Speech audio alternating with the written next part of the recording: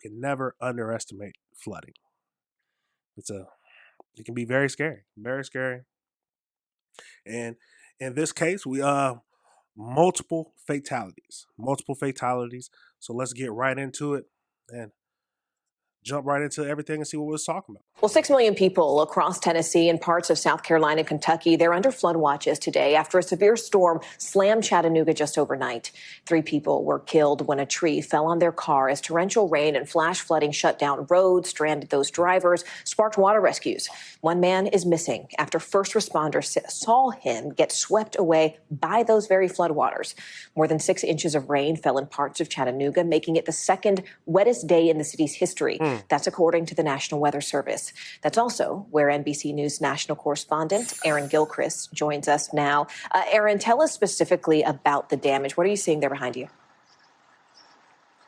Well, Morgan, we have heard about damage that really consists of the roads here having been impacted so badly by the onslaught of water that fell across this region here on the Georgia-Tennessee line. For several hours yesterday, we were told by one person that it seemed like the rain just sat on top of Tennessee, on top of Chattanooga for hours and hours yesterday. We stopped in northern Georgia and at an apartment complex where folks say they've lost everything because the water rose so quickly in that apartment complex and really destroyed furniture that was on the first floor of so many of the buildings in that complex. Here in Chattanooga, we are set up right where authorities here have been executing a search for the man that you mentioned who was swept away in the floodwaters here yesterday afternoon. We know that the road that we're standing near was closed as the creek behind us started to rise. The fire department came in, they put up barricades, and witnesses tell us that the man went around those barricades and seemed to walk toward the creek, perhaps not knowing how high the water was, and simply fell into the creek at that point in time. The search went on well into the evening hours last night. Local officials were forced to call it off after putting boats in that creek. So hold on. You know the first thing I gotta say. They said he went around the barricades. He went around the barricades, and I'm assuming he didn't think that the flood water was that high and got swept away. Now, you have to, main thing, you got to be careful with your life. I'm not going to risk my life going around. If the police or the fire department put up barricades for us to stay out, especially when it's flooding, why would I cross over the barricades? So that's crazy. It's sad that he got swept away and I'm assuming lost his life, but why would you go across the barricades? That is crazy. Let's keep going. And then resume that search earlier today while, Morgan, more rain was falling here in the Chattanooga area. Yeah, you mentioned more rain falling. I mean, what can that area expect in the days ahead?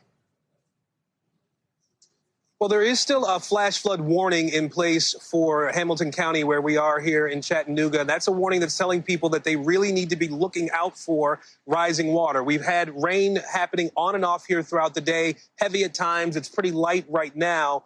And so that is what people can expect to have happening here over the next several hours, at least, as this particular area is seeing rain. As you noted, there are other states surrounding Tennessee that are also either dealing with rain currently, Morgan, or anticipate more of it to come through the evening. And we are in just a cycle where we've seen these storms coming across the Midwest and into the Mid-Atlantic and the Southeast as well for the last several weeks. That's going to continue. All right, Aaron Gilchrist for us. Aaron, stay dry. We thank you for watching, and remember, absolutely crazy. You see, some of these images are absolutely wild. You know, we got to flip through it just a tad bit. You got a whole truck that just is swept. For several hours yesterday, we were told by one person that it seemed like the rain just sat on top of Tennessee, on top of Chattanooga for hours and hours yesterday. We stopped in northern Georgia and at an apartment complex. Absolutely crazy. Look at that. Mother Nature cannot be messed with. I say this all the time. You cannot mess with Mother Nature. You truly cannot. So, but we got to go over and get into an article. So it updates us on what's all happening. So let's get right over into that and see what it's talking about. So as you can see, the death toll has rose to 4. So more than 6 inches of rain caused deadly flooding in Chattanooga, Tennessee on Tuesday evening.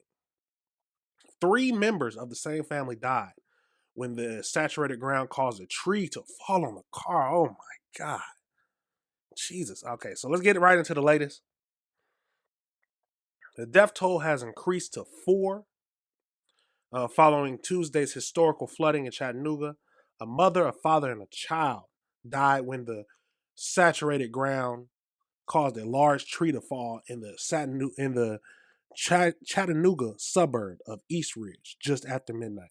Hampton County Office of Emergency Management spokesperson Amy Maxwell said. Mm-mm. Later Wednesday, people were searching for a missing man. So that's that missing man who we just talked about, who crossed the barrier after the fire department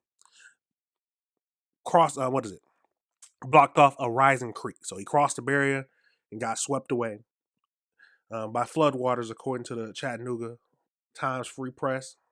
The flooding prompted rescuers of the people stuck in homes,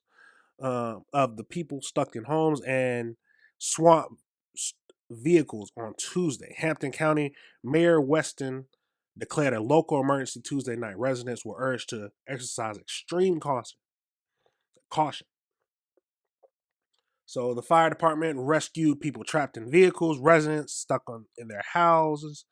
Fire department officials said flooding closed parts of the Interstate 24 in the area, but reopened once the flooding receded. Absolutely crazy. And you got this little post by him late evening. The rescue team comprised of deputies and personnel from the joined the rescue team, technicians with the fire department and East Ridge Fire Post and police personnel to rescue residents trapped in the floodwaters. Absolutely crazy. You mean to tell? Oh, that's crazy. I can't imagine. You think it's flooding. The main thing you're worried about during a flood is the flood water. You would never think of 3 family members dying from a tree falling on their house. Absolutely crazy. Absolutely crazy. At the end of the day, like always, we got to pray for the family because that is a wild situation. A crazy, wild situation. And knowing the only person who, I hate to say this, but who could have saved themselves sounds like the man. The man who deliberately crossed the barricades to get into, let's get rid of this ad. But no, we can just get rid of it. He was crossing something. He was trying to cross the creek or cross the roadway over the creek. Even though it was flooded and blocked off by the fire department, he went through and crossed it anyway. Well, we like always, we still got to pray for his family, but that could have been avoided. At least that's my thinking. That could have been avoided. Now, tell me your thoughts. Hopefully, tell me if any flooding has been happening in your area that's worried you. Have you ever been trapped in a flooded home, waiting for rescuers? I can't imagine the fear that something will happen or I won't be able to get rescued. Absolutely crazy. But we had to talk about that. Like always, like I said, we got to pray for the families of the people who are suffering. We got to pray a lot. Seems like every episode we just got to pray. Got to pray for the world, pray for everybody else. Yeah, just pray for each other. Pray for each other. But all right, everybody, remember this is AC Reviews the Word. Remember to like and subscribe.